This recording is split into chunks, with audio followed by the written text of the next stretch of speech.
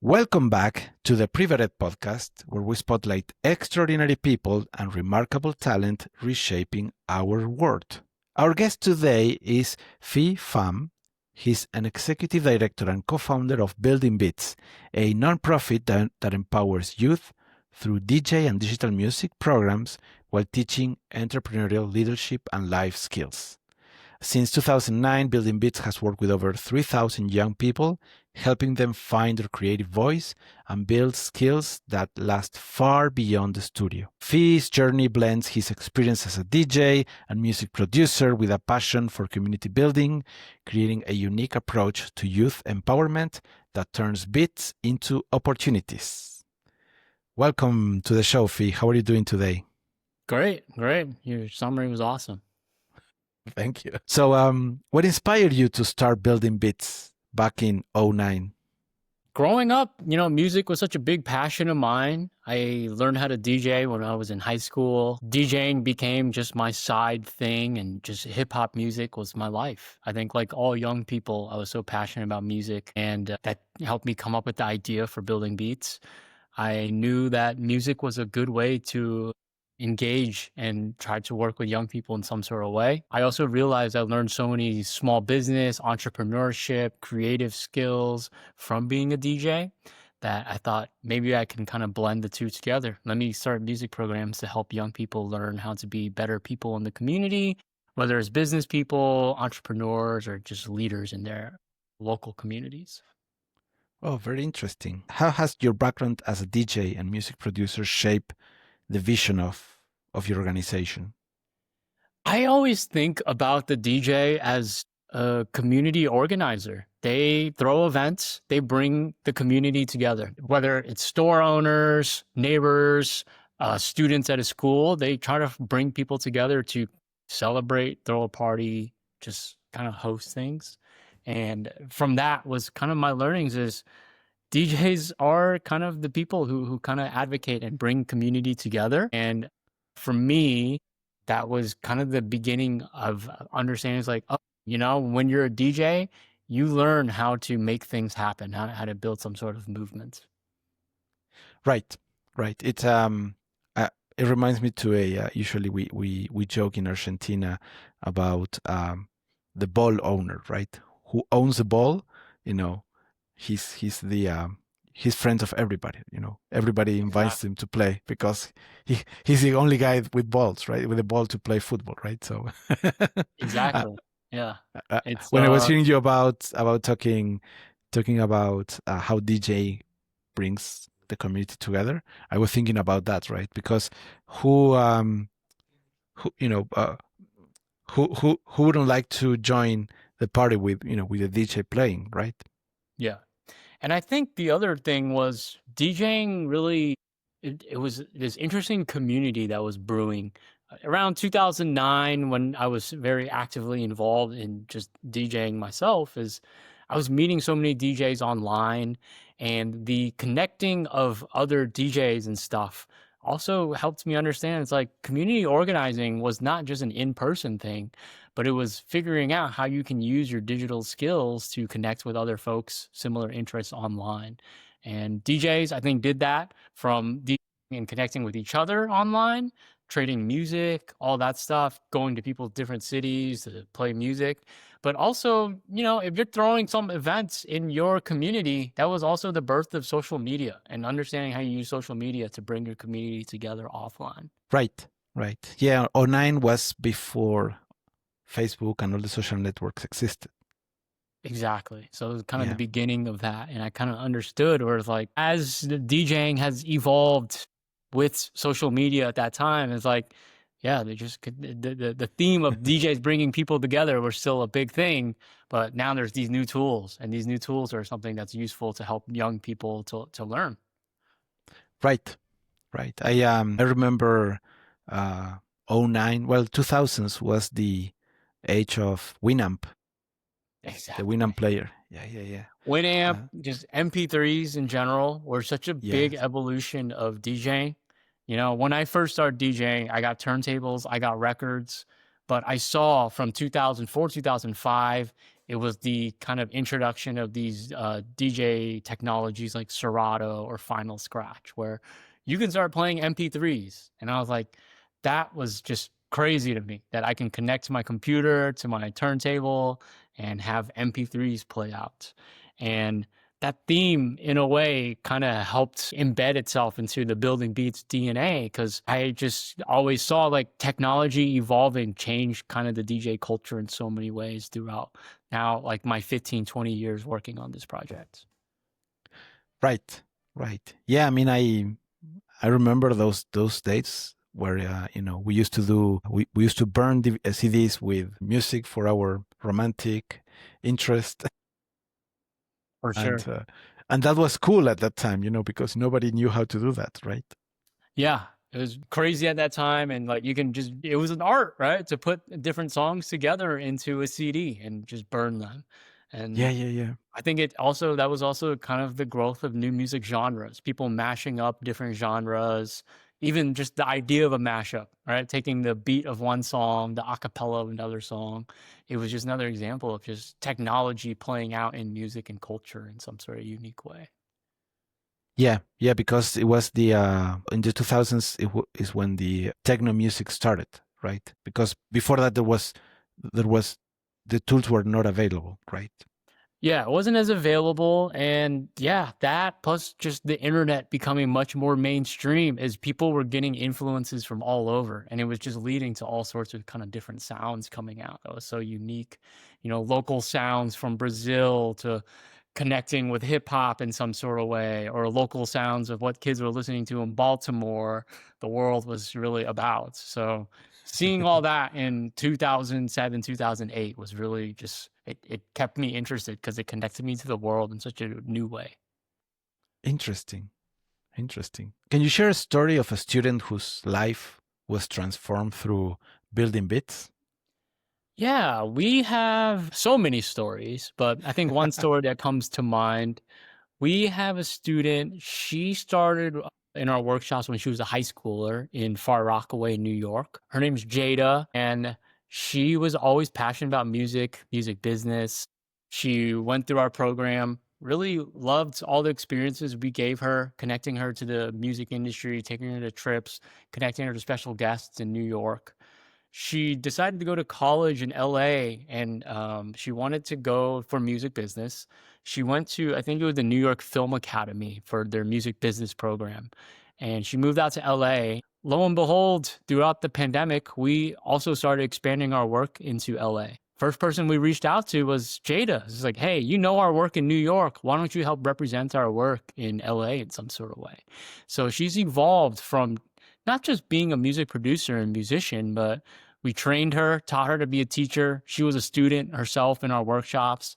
She led a lot of our workshops in LA as we were growing out there and doing workshops there. And seeing her grow to be from a young person in our programs to kind of being the face of our programs in a whole nother city was really cool to see.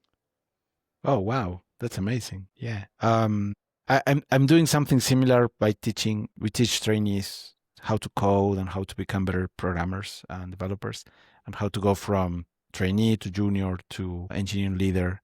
And it's amazing when I see them, show up on different high performing teams, right? And that they how much they grow. It's I'm proud of all their achievements. Yeah.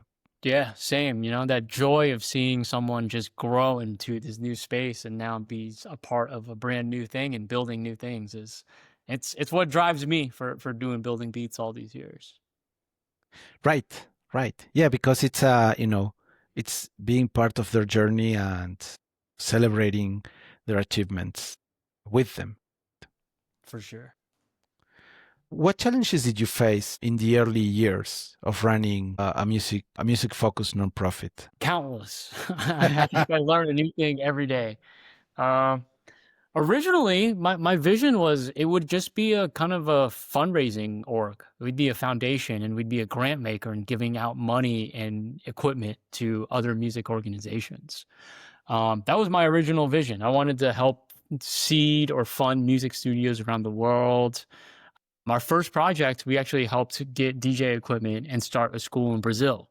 So we helped start up our first program in Brazil, but through that, I learned is how do I make this sustainable? How do I turn this into something that I can kind of make as a reality in terms of impact and something that can fund itself to keep going? And I had to continue just being open to changing my mind on that vision to really that goal of sustainability is something that continually sticks with me. So we changed from being just a foundation or a fundraiser into an actual teacher or facilitator of workshops. And I came to learn that there was a space where, schools wanted workshops like this. And I was like, I don't know if there's very many organizations actually doing this work I envision. Let me just do it. So I started teaching myself and teaching these workshops to kind of learn, okay, this is what a classroom should look like. They're going to give us some iPads. They're going to give us some Chromebooks. And, I was like, I will figure out and make do in whatever way. And I think it was part of my kind of mentality is like, just be open-minded, see what you can do, learn from that first thing, that brand new thing, and see if you can innovate on that. So going from just like a equipment giver to organizations to actual implementer and doing and leading the workshops changed our model. And that model is now what we do for, I would say the last 12 years is we teach this stuff, but now I also see things continually evolving. It's much more accessible for people to learn how to do this with the internet, with YouTube, with all these tools and apps that are freely available. I'm continuing to think, what does Building Beats change to? How do we evolve and kind of look in terms of how can we deliver impacts in the world in some sort of way?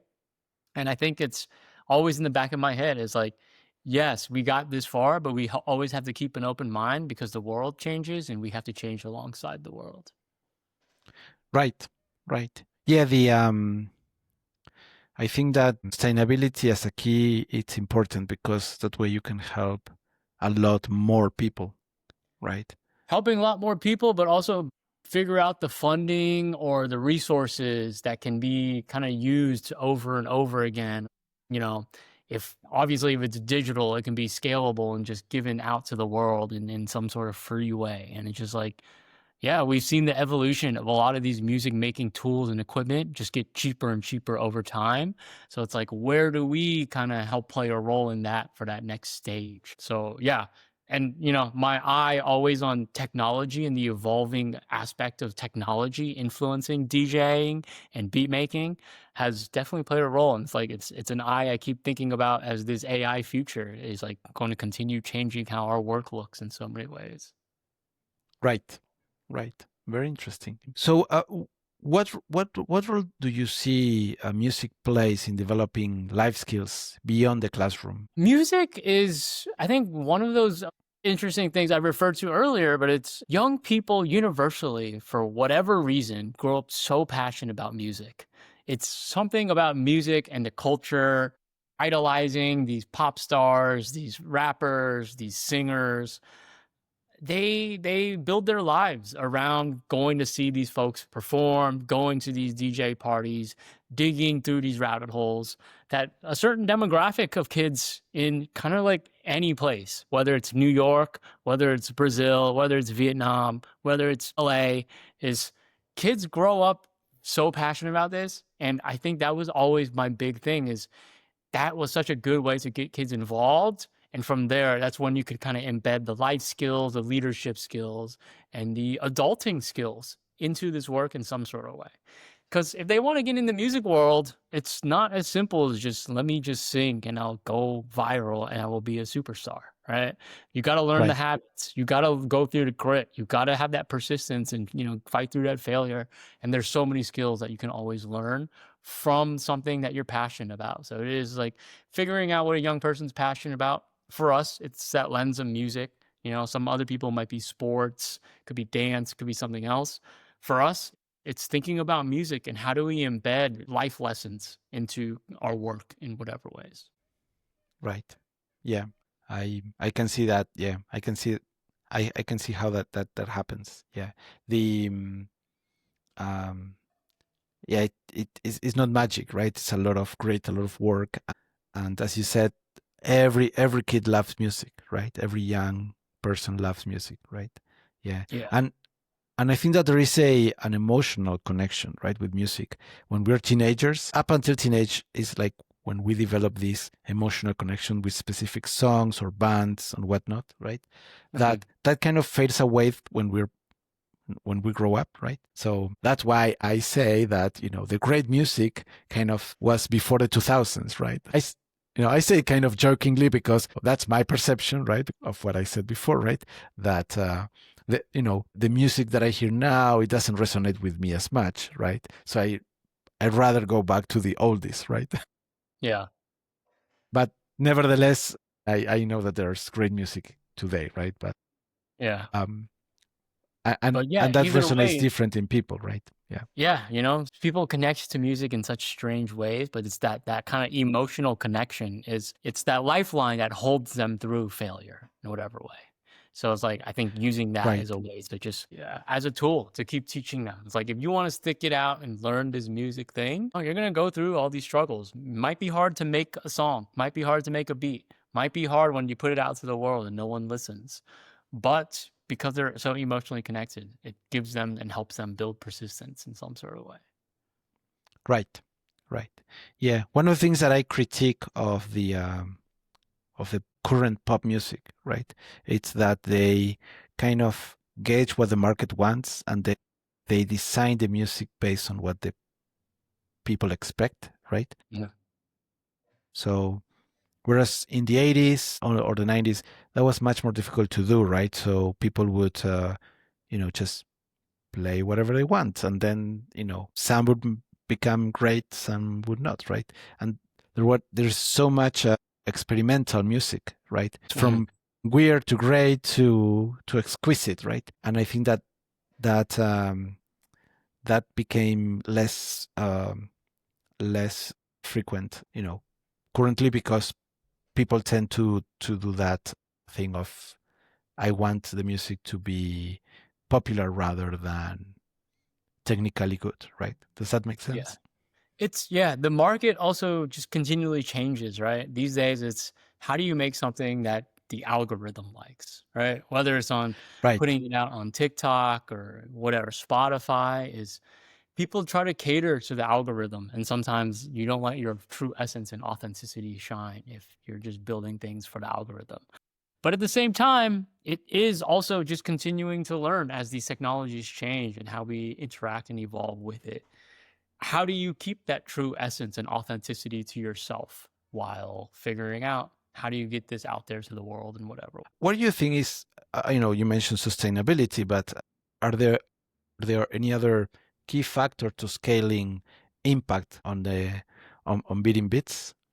I've always had a contrarian mindset to this. I think it's like when you say nonprofit or charity, people think we should just rely on donations and fundraising to get by. Right.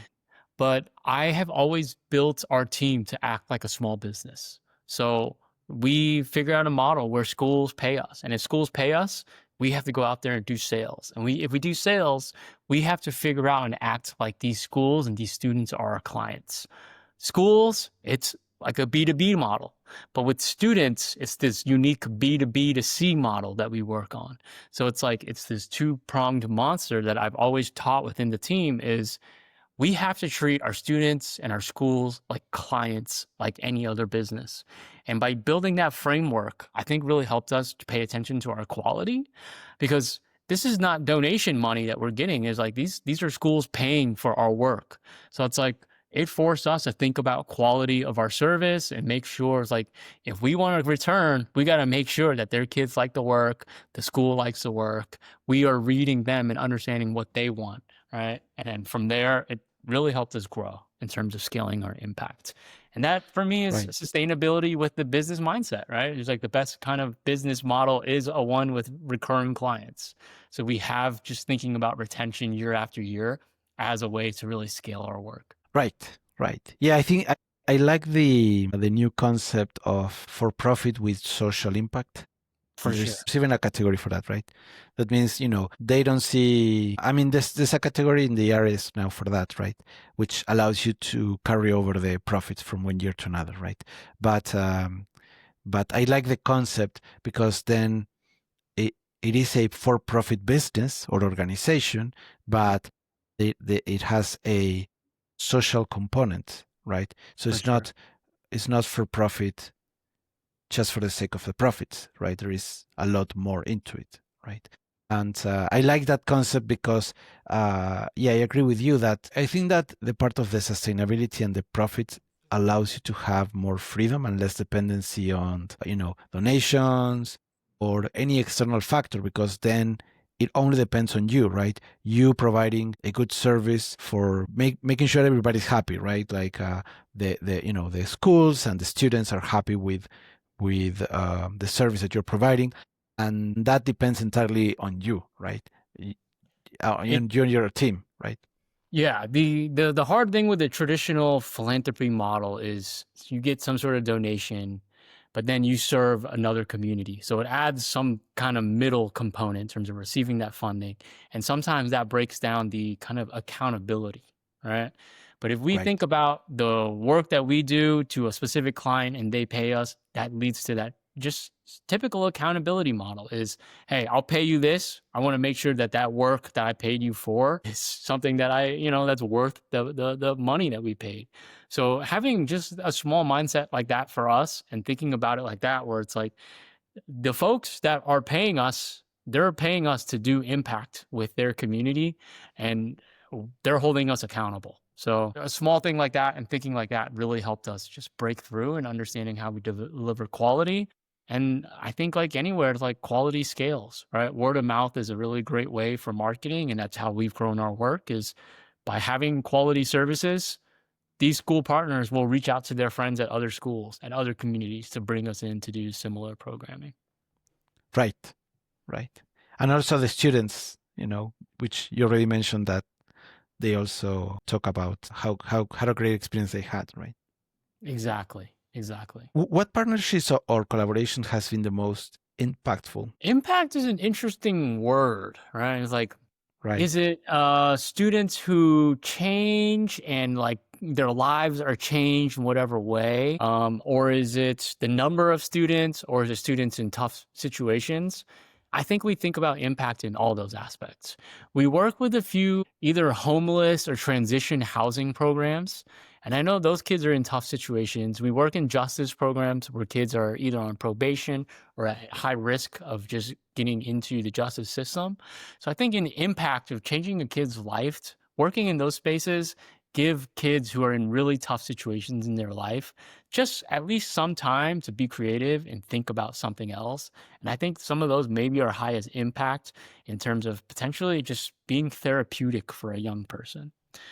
Right. But there's the other sort of work where it's like we can change a student's life and we can change their trajectory. And some of those are kind of, I think, one of our theses of Building Beats is kids are so engaged with music that they want to continue learning and going through this journey, being better people in the world. And that example I brought up of Jada is a really good example of what the other form of impact is. Jada, I don't think she grew up thinking that she would be a teacher and educating, but she went through that journey with us. She engaged with us for 6-7 years and learned so much that we empowered her to become an educator. And she is just one of so many stories of our students either growing to be teaching assistants or even teachers in our programs. And I think that is some of our most impactful things is when we see our students just teaching other students. They chose this work because they saw how powerful it was for them growing up. Right. Right. Yeah, and I think that the change in their life is the great metric, right? It could be a small nudge to, as you mentioned, 7 years on development, right, or on learning more, right? Because with that little change, then it grows and grows and grows, right? For sure. Yeah, yeah, Yeah. yeah. And, I always think about that sustainability is like, how do we keep that going? How does that young person impact other people in their community?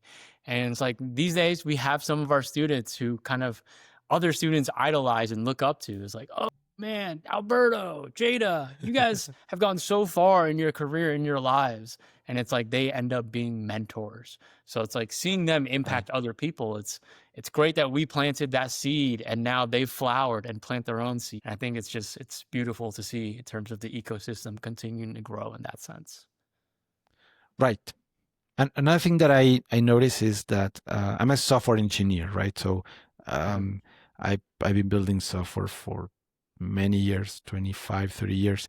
And one thing that I noticed throughout my years is that the great software engineers are musicians in some sort, right? Cool. Most of them, they do it as a hobby, right? A few do it professionally, right?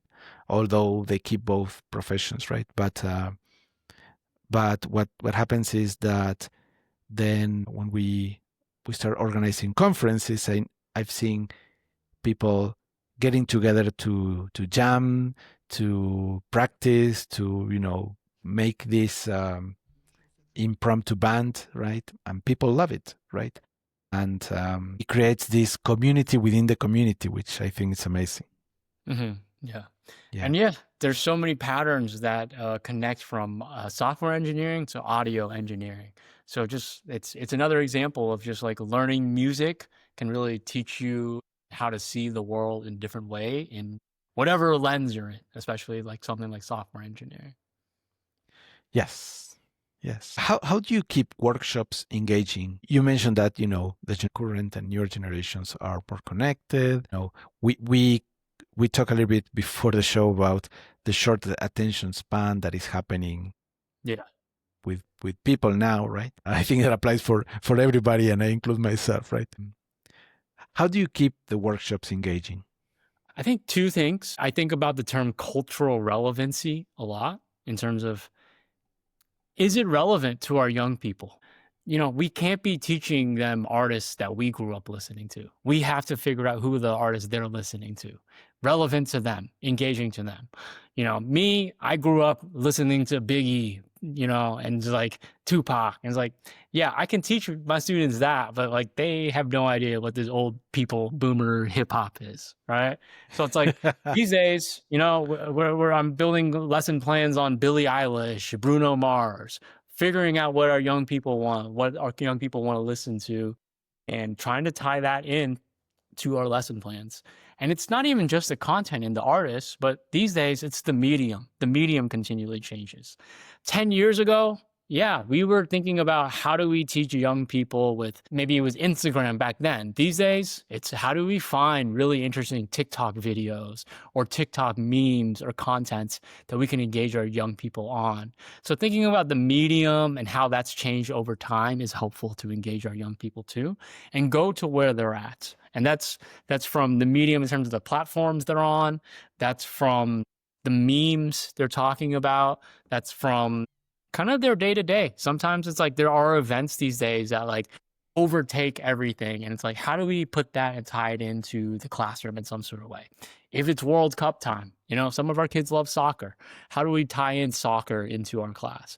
NBA finals. I talk about basketball all the time with our young people. Some of them just like really care about just basketball. It's like, hey, who's going to win so and so and so? And it's like, okay, maybe we make a beat using basketball noises or something like that. Another kind of growing thing is, a lot of our kids like anime now. K-pop and anime is such a big thing. So thinking about all this different content and how do we incorporate into our work, I think cultural relevancy is such a big part to engage young people. Right. Yeah, I mean, you're talking about different artists that I know very little of. Well, I know Billie Eilish, but I thought the comment was spot on, right? Yeah. And I feel I'm getting getting behind on the current music trends, right? That's the hard thing is young people, they always are at the kind of forefront of the new stuff. So it's like we learn from them. And it's like as a team, we have some like Slack channels like, yo, what are the new things kids are listening to? That way we can kind of learn and understand and dig through kind of what they're doing so that we can figure out how we build content around it.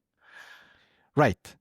Because it has to be appealing for them, right? And exactly. That makes it, once you find something that they're interested, then you can connect it with real hard lessons, right? And yeah, listening to the customer in so many ways, right? In this case, it's right. Like our students is our customer. Right.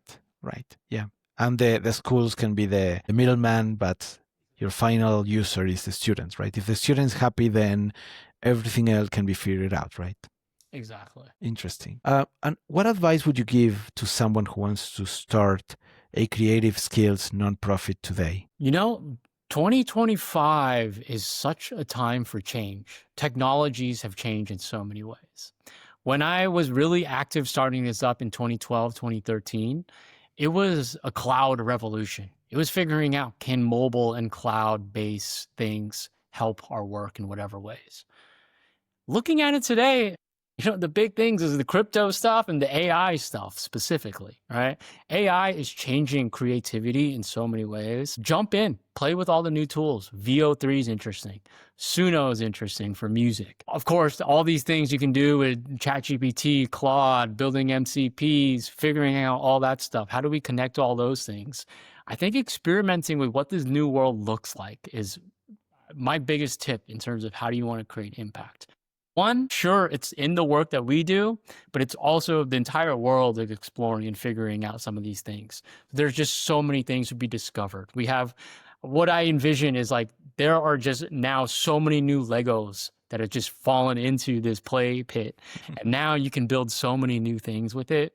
Explore some of that. That's where the novel things come out. And like when you find novel things, it's going to interest whether it's young people, adults, whatever. And I think it's like being at the forefront of understanding how these different tools connect and experiment. Be open to, there may be not one answer. So for me, that's what I'm diving into. 10 years ago, I would have not been thinking that I'm be making AI videos. I wouldn't be thinking about like, oh, how do I build a workflow to create all these kind of little AI processes or whatever. But these days, with all that available, it's forcing me to like rethink as a beginner. And I think as a beginner is like figure out the tools available and figure out how you can connect those and build some sort of picture from it. Right. It's the second time I heard Suno, and the first time I said I was going to try it, but I got distracted and kind of forgot about it. Yeah. Now that you mention it, I have to go back to check it out. Yeah. Suno, last week, 11 Labs released their music thing. So there's just like so many things out there. And I think it's now that we're in an even more mature internet phase is anyone can build and anyone can build all these interesting things. Vibe coding has been so interesting to me because there's just so many new tools coming out there to explore with. For us, we have on our website, it's called the toolbox, the Building Beats toolbox. We try to curate so many different apps around music and creative making in some sort of way, but it's endless. And I think these days it's so much more accessible that just new things come about. There's so many new ideas you can come about to engage young people with it. Right. Interesting. You have Building Bits Toolbox. I will check it out as well. Yeah. For sure. I today before we had the meeting a few hours ago, I show my kids Inkscape, and I show like a few things, and then at one point he was like, Dad, get out, I've got it. And he started looking for videos and he's being for hours and hours and hours just reviewing that stuff, right? What is that? Inkscape? Inkscape is a vector editor, so you can draw. It's an open source image editor for vector generating. Oh, I gotta look that up. I usually say complex, but it's more than complex. It's unintuitive. It's not intuitive to use, right? So you have to learn a few things how to use it. Once you figure out, you can do a lot of stuff. And he loved it. And I was happy to see that he got into that creative mode of engaged on learning that, right? So I think that finding those what ticks to the young people that gets them into that mode, I think that's amazing, right? Because it's a beautiful thing when you see it happen, right? Yeah. So if Building Bits had unlimited funding tomorrow, what would be the first initiative that you would launch? I dream of thinking about the education system from the ground up. I always talk about Building Beats University would look like not current universities. it would be engagement and interest-based things. Let the young people use their engagement to get them connected in some sort of way. In this kind of hybrid model, we see it in our own work is kids are coming to us because they want to learn music. But we have such a large community where kids, some of them love skateboarding. They're starting a skateboard club. How do we help them get funding to start their own interest-based activities? And then from there, we tie in some of those other skills, life skills, leadership skills in whatever way. But use interests. For us, yes, we start with music, but I think the kind of, if we had unlimited funding, the ideas are endless in terms of figuring out what the kids want to do. If they want to start a class on building successful TikTok channels, right? We'll help make that happen. If they want to play with Inkscape and learn about vectors, how do we put that together and bring adults to help them and kind of guide them on that process? So my vision always is engagement first, whether it's that kind of idea of cultural relevancy, but it's let young people kind of figure out what their interests are and let them kind of explore with that in mind. I think there's always that saying similar for reading is, read what you love until you love to read. And I think it's like, for me, it's like learn what you love until you love to learn. And I think it just opens the doors for young people to just explore the future and, whatever drives them in whatever way. Right. Very interesting. Yeah. How do you see building bits evolving in the following years? You mentioned some AI tools, right? The kind of the vision I just painted right now is one example. The thing I've seen us do that's still very magical is our community. We have worked with so many students now. I know our numbers say 3,000. I think it's somewhere around 10,000 now after 12 years of working with students all throughout New York and LA. And then just like the students who come to our work online. So that community of students is, yes, we're giving them the contents to learn in whatever ways. But I think what's more powerful is their connection to each other and they're kind of just learning as peers together. And I think that is going to be the driving point for us because that brings in the in-person connections. They come together, they have radio shows, they take our classes in person, they meet each other. They're kind of young creatives networking and building their own little economy and industry in whatever ways. Some of them get booked for DJ gigs, they come support each other in all that sense. And I think it's like, for us, it's driving with community, and it's our community of passionate young people. Creating art or anything else is always such a scary and vulnerable thing for young people. So I think the magic we've been able to do is build a space where like young people, they feel safe in terms of learning and feeling like they're not experts.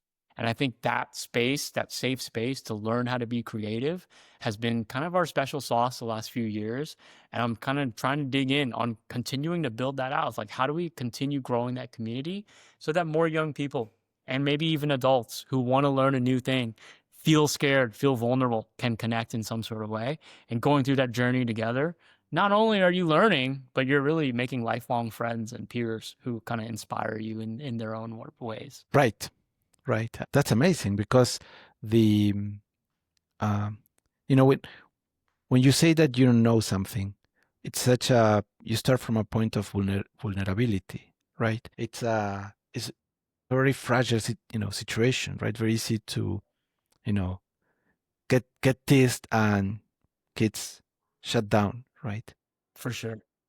So, and by building the community, you're building a self-selected group of people, right?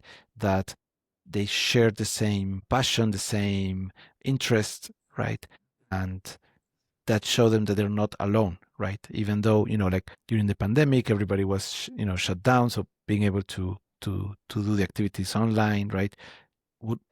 There was a lot of people that was depressed because of the social isolation, right? So, Yeah.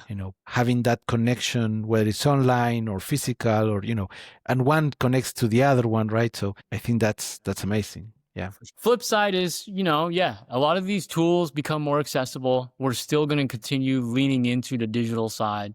All these kind of AI tools, building out new experiences, it's going to be alongside our work. So I think our work is that in-person connection with each other and that community, but also thinking about all these new tools available and how do kind of we incorporate it into our community in various ways. Right. Yeah. My my fear with AI is that it could replace the personal connections, right? Social networks, the same thing, right? We have these Grok just have these companions, right? Mm-hmm. That I was playing with them. It's fun, but it's it's dangerous when that replaces um, a potential a potential partner, right? So no kids For are sure. not finding partners, not building families, right? For Because sure. it's For sure. easier, quote unquote, on talk to a perfect digital companion that it's always perfect, saying exactly what you expect to say, right? Yep. Yep. Sorry, I I'm going. agree, right? Is sometimes our digital companions might be a little too good. How do we kind of make sure that we keep that human connection in whatever ways? Right, right. And having this community where it can be online, but can also be in person, can also, help you connect with humans in a much more meaningful way, right? I think that's much more important in today's age, right? Definitely. Definitely. Yeah. And the and one of the reasons I started this podcast is because this allows me to connect in a much more meaningful way that we're overloaded with notifications and emails and whatnot, and even though I've been to multiple conferences, it's it's so transactional, right? It's so what do you do? Okay, bye, and then you move forward to the next, and it's a very shallow conversation. You can never talk about what we're talking about in a much more deep level, right? For sure. For sure. Yeah. The beauty of sometimes is just it gives you that one-on-one connection with folks so you can kind of just learn deeper. Yes, yes. So I know we're running out of time, but I wanted to ask you just one last question. What is one song or track that represents the spirit of building beats for you? What is one song? We have so many songs that our students made, and there's one that's very memorable for me. Some of our kids have made an attempt to make like a Building Beats anthem, and I can send it over after this. But it's just Sure. beautiful hearing the kids just come up with their own hooks, their raps in whatever ways, and it's kind of a sign and shows the kind of production they made, but also the songwriting they made from our classes, and I think it's a really good example. Oh, amazing, amazing. Yeah. And if you're open to it, we can put some samples to at the end of the Totally. podcast Yeah, so I'll people send can those hear links it. over. Yeah, yeah, yeah. Right. Awesome. Before we wrap it up, Fee, any other comments or remarks? No, I think it was really great to just talk to you about just the work that I do, but also how it connects to the future and just like thinking about how the world connects is going to continuously be important. I think the tools that we are making, a lot of this evolution of technology is beautiful, but it can be dangerous and dark in whatever ways. How do we make sure we keep that human component, that component of connecting with one another as kind of our main theme? I think I'm kind of excited to partake in that with the work that we do. Yes, yes. And I'm excited about everything that I learned about building bits. It only wants me to go and dig more and learn more and share it with the young people that I'm working with. Cool. Yeah. Always appreciate all the support. And just Absolutely, yeah. connecting other humans to each other is always the goal. Yes, yes. Thank you, Fee, for joining us today. Cool. Thank you.